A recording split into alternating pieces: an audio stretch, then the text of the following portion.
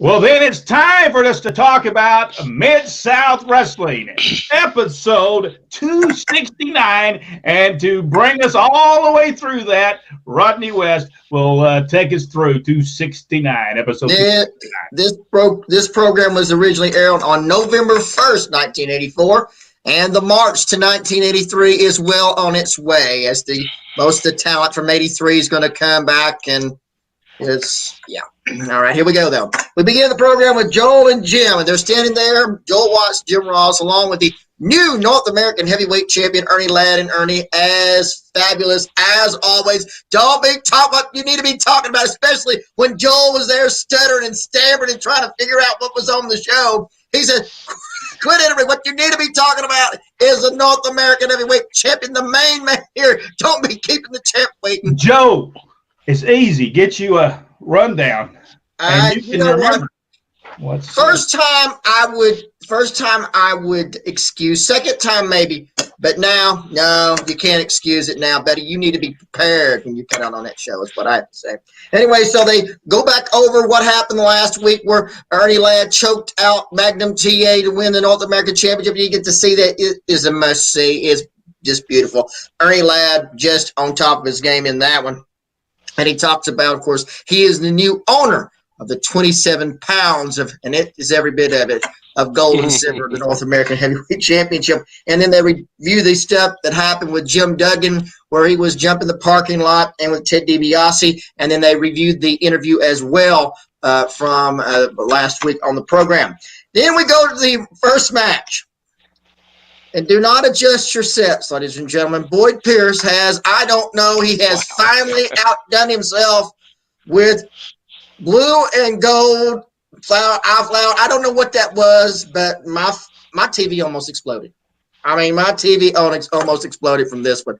Love Boyd Pierce. But he gets ready for the first match. It is Steve, Dr. Death Williams, against the Italian Stallion, Gary Cortinelli. And, of course, in the end of that one is... Wait a minute. What'd you call him? Cortinelli. Cortinelli. Gary Cortinelli. I thought he had that name wrong. I just want to make sure we didn't get... well, I never knew what he... I knew Italian Stallion, but I never knew him by his name. Cortinelli, yes. He was the Italian Stallion, Gary Cortinelli. Anyway, he goes for the crossbody. He shouldn't have. Steve Williams catches him. It's the Oklahoma Stampede. It's all she wrote for Mr. Italian Stallion. Brent, you want to say something about that one? I want to tell you something. I want to be honest with you. I always thought Steve Williams was a bad wrestler. I honestly did think he was a bad wrestler. But now I go back and see it again. He really had his stuff together. He had the moment. It was the moment when we reviewed about, I guess it's about 4 shows again, I think at this point, where he goes against Chris Adams. This is where he comes into his own, and now he's really marching, and it's getting stronger and stronger with each week, and he really is beginning to break out, if you will, on the program. I agree with you on that. Jack, what did you think about that one?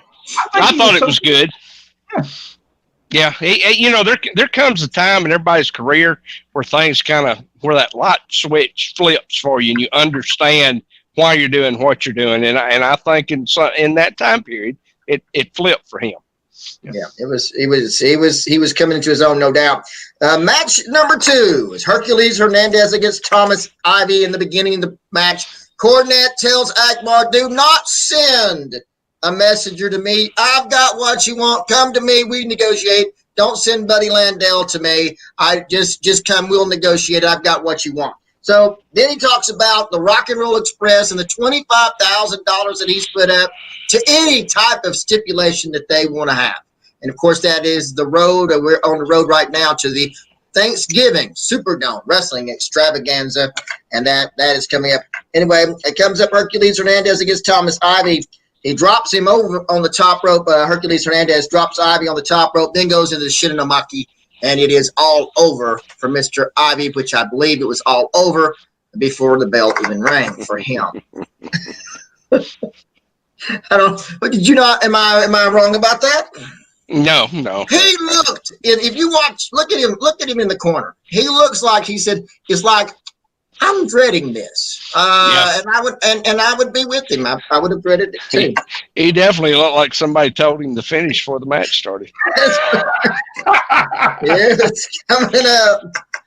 All right, so they do a pre-recorded interview with General Skandar Akbar and Buddy Landell, and this is where Akbar, who looks like a gigantic candy cane standing out there, by the way, gives Buddy Landell a Rolex watch and tells him, "You need another." He said, "But Landell said, I need another incentive," so he gives him a Rolex watch, and he says, "Bring me what I want. You have till next week."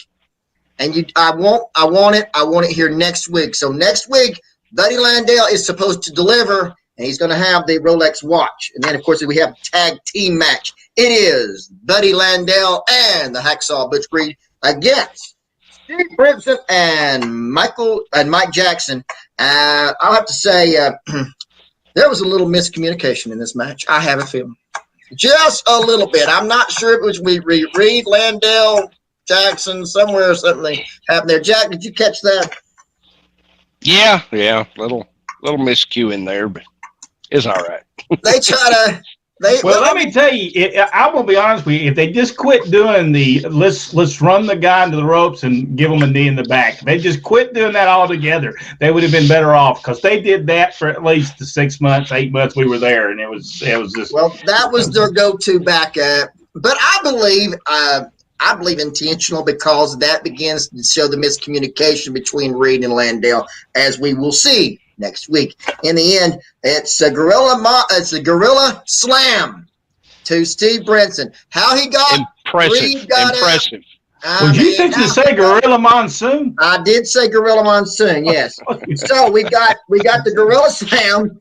We got the gorilla slam on Brinson, and I mean, it was amazing. He got him up, but he got him up. Landell screaming, "Tag me, tag me, tag me!" He comes in. Landell makes the tag, gives the spinning elbow, and then it's Landell and Reed for the win in that one. Match number 4: Ted DiBiase, along with Akbar, against Master G. Brent, what did you think about this one? You know, I thought it was a decent match. You know, they put it together real well with because Butch Reed was out there, so they put the match together pretty good. But we're going backwards to the Loaded Glove, which he had done for months and on top of months from 1982, 1980, all of 82, all of 83. And it's just rehashed from those years. It was very well done, though. Don't you think, Jack? It was done well. Oh yeah. It was a good match. Yeah. It was all. I believe it was awesome. And DiBiase, a wrestling machine. I mean, honestly, Master G couldn't keep up with him. I mean, he was fighting to keep up. In the end, it's DiBiase, as we says, loading up the glove, hitting Master G, and then puts him in the figure 4, and then intends not to let it go as he tries to break his leg, or as that's what they. Hey, I was very impressed with General Skandar Akbar, by the way. He took some pretty good bumps when he'd get hit. Yeah. You know, and I don't remember that. You know, sometimes your mind goes back going, he took them in stages, but he really didn't. So maybe I'm just forgetting some things as I'm getting older. But I was very impressed with his every time he got hit.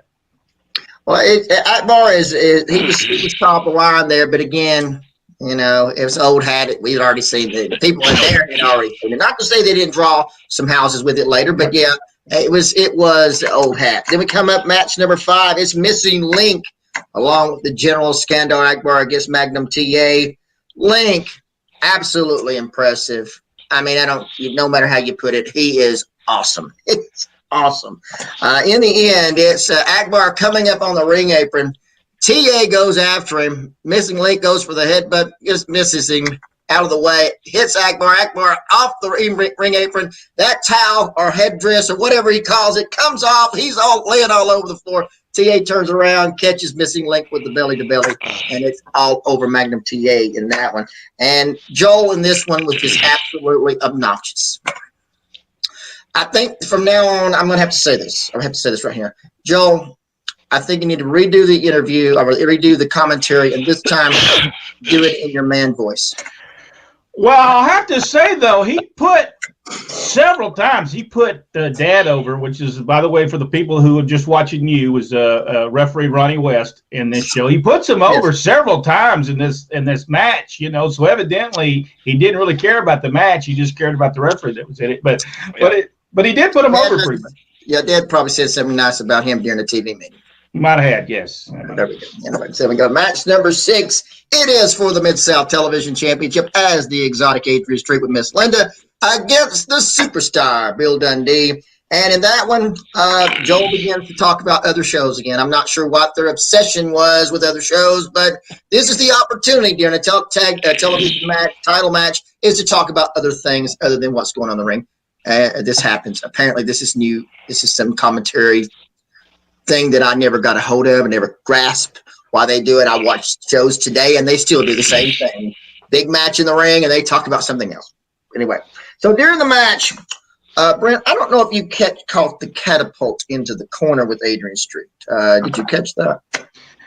Yes, that was a very unique way of Adrian running his head into the ring post. Well, I don't guess it was the post. It was just the turnbuckle. Into the turnbuckle, yes. Jack, after hitting a turnbuckle like that with your head, did you ever bounce up in the air 2 feet and then land into the corner? No, but then I'm a 1.5 feet taller than him too. So that is true. That is true. I'm beginning to wonder, kind of after that little episode, I kind of agree with Mr. Watts that Mr. Street needed to move on. That was a little embarrassing. I can't believe it made television. You would think that Bill Watts would have said, no, let's do a crowd shot during that. We certainly ain't showing that on our television. It was awful. It was awful. Anyway, Dundee makes a comeback on Street. He has him up in a airplane spin and comes around catching referee Ron West. He goes back into the second rope onto the floor. And then Adrian is pinned. Miss Linda's in for the count. 1, 2, 3. Dundee thinks he's won. He turns around. He sees Miss Linda. Miss Linda sprays him in the eyes. And then Adrian pins him. The referee's back in. Adrian pins him, counts him out. 1, 2, 3. I liked everything except for the catapult into the corner. I think that ruined it. Your sound went out there, Jack, just so that you know. Hey, by the way, other than that, the match was really good. I think so. Yeah, it was awesome up to that little catapult into the corner. And I'm with you, Brent. I don't think that should have got shown. Next week on the program, got Hector and Chavo Guerrero making their initial appearance, or the beginning of their appearances on Mid-South Wrestling. The Rock and Roll Express will have their special match with a $25,000 for Jim Cornette. And we'll have Hacksaw Jim Duggan and General Skandar Akbar will be with his special announcement. And that will be all of that one. As we in episode 269, 270, and it's going to be hot next week, no doubt. That's coming up on the next episode of Mid-South Wrestling Review. We look at episode 270.